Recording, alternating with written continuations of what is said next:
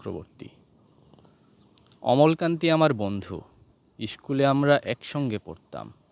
রোজ দেরি করে ক্লাসে আসতো, পড়া পারত না। শব্দরূপ জিজ্ঞেস করলে এমন অবাক হয়ে জানালার দিকে তাকিয়ে থাকতো যে দেখে ভারী কষ্ট হতো আমাদের। আমরা কেউ মাস্টার হতে চেয়েছিলাম, কেউ ডাক্তার, কেউ উকিল। অমলকান্তি সেসব কিছু হতে চায়নি। সে রোদ্দুর হতে চেয়েছিল।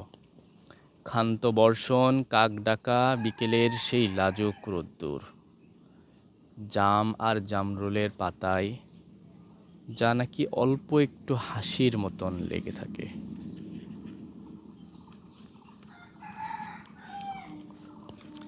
আমরা কেউ মাস্টার হয়েছি, কেউ ডাক্তার, কেউ উকিল। অমলকান্তি রোদ্দুর হতে পারেনি। সে এখন অন্ধকার একটা ছাপাখানায় কাজ করে। মাঝে মধ্যে আমার সঙ্গে দেখা করতে আসে। চা খায়, এটা ওটা গল্প করে, তারপর বলে, উঠি তাহলে। আমি ওকে দরজা পর্যন্ত এগিয়ে দিয়ে আসি। আমাদের মধ্যে যে এখন মাস্টারি করে সে অনায়াসে ডাক্তার হতে পারত।